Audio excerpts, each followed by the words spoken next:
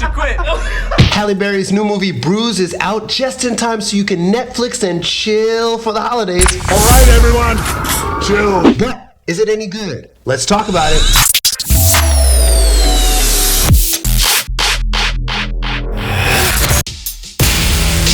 Okay, back at ya, Kung Fu Chronicles. Happy holidays, Merry Christmas, and hope you're all enjoying that family time out there and not stressing too much in these malls or what have you, doing that shopping part. Online's definitely where it's at. You feel me? Yeah. Please drop a little love in the like column down below. It really helps me out as we continue to make even more content for you guys. Also, make sure you tap into all my social media links that I'll leave right here so you guys can stay up to date with all that we've got going behind the scenes and of course coming up on this channel right here. New year means new year goodness. So I hope you're all ready for 2022. Let's get it. And celebrate the new year. Anyway, Halle Berry's new movie just dropped on Netflix. It's called Bruised. Now, am I a little partial to Halle since I think that Catwoman is the greatest movie ever? Cat got your tongue? Well, that would be a hell no. But listen, all actors have flops, right? But hey, have I been a general fan of Halle stuff over the years? And maybe I may have met her once or twice in my life? Oh, I guess. I guess. Listen, this Oscar winner does not only show off her acting acumen in this movie as the star, but it's also her official directing debut. Now, I won't overly spoil everything because in these reviews, I really believe the goal is for you guys to see these things for yourselves. Just want to give you guys a broad feel of how I felt about the movie overall. And of course, because it's a fighting/MMA one, I've got to do a review right here on the channel. Make sure you stick around to the end of this video for my final rating on this movie, by the way. All the way from UFC, Jackie Justice! Bruised is the story of former UFC star Jackie Justice, who we see right at the beginning of her then career-ending fight, one in which it said she should never have been in the first place. We see things from Jackie's point of view as she's overwhelmed and even climbs out of the cage to get away from the entire thing. So this theme continues throughout the movie as a center focus. So keep that in mind. Fast forward 4 years later, Jackie lives with her manager/boyfriend in the amazing city of Newark, New Jersey. You get the picture. So she's a house cleaner and uses alcohol among other things to cope with her situation. Her boyfriend keeps pushing her to fight again and takes her to an illegal underground match. Things go south and Jackie gets into it with the winner of the fight. And I'll say this one is quick, but really good. Now, a promoter sees Jackie in action from there and offers her a chance to get back into the ring in a major fight if she agrees to train with Budokan. Excuse me.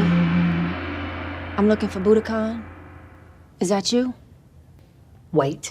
Played by Sheila Atim. Things get interesting from there as Jackie's mom pops up with her son Manny, who Jackie hasn't seen since he was an infant. The dad was just recently killed in a shooting. Also, Manny doesn't talk because of the trauma.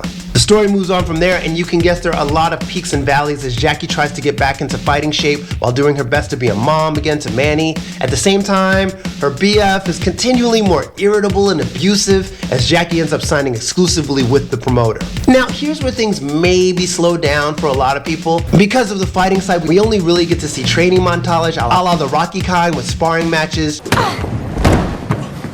training, and cardio stuff, etc. But the heart of the flick to me is really Jackie coming into her own as more than just a fighter or even mother, but a person with a true vision and purpose that fights their way back to becoming a better person. But I'm all you got.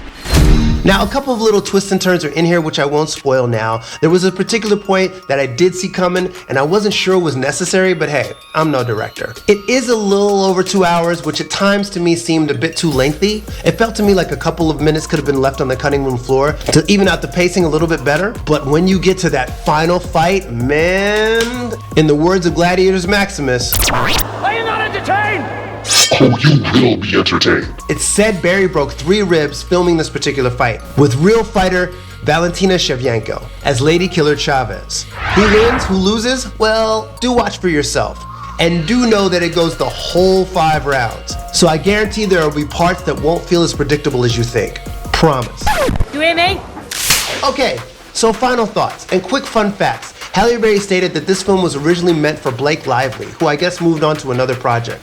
This was a story that wasn't originally written for you. No. You know, it went out, I think it was to Blake Lively, and people were like, oh, it's this Irish Catholic white woman, and it's going to be the story of this 20-something-year-old scrappy UFC fighter. And you saw the story and you said, I think there's a different way to tell this story. Yeah, and you know, the idea came because I desperately wanted to play this character. So, of course, things in the script had to be reworked. The shortcoming on the flick and feelings of disjointment at times may come from these rewrites, or maybe even just the editing style. I'm not really sure which.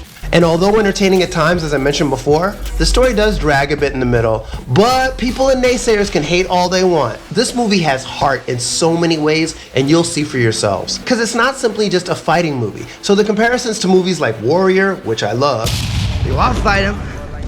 Don't give him your back! Don't give him... Rocky, Creed, etc. I get it, but I believe the movie was truly meant to be more than that. So my overall rating, you ready? Yeah. All in all, I'll give this one a solid 6.5. Mainly for Halle's first directorial debut, where you can tell acting and action-wise, she put her heart into this thing, no doubt. She's a super fan of the genre if you didn't know, and you can see her efforts really pay off here, even more so action-wise to me than her stint in John Wick 3. Fun fact, she broke 2 ribs in that one, so 5 total doing action movies. You broke how many ribs during this movie? 2. John Wick, you broke ribs as well.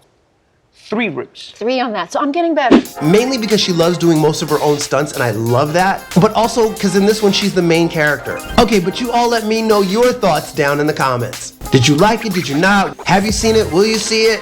And if you check it out, let me know your rating if you'd even bother to get bruised for the holidays. Stay safe. See you all in the next round. Happy holidays and keep punching.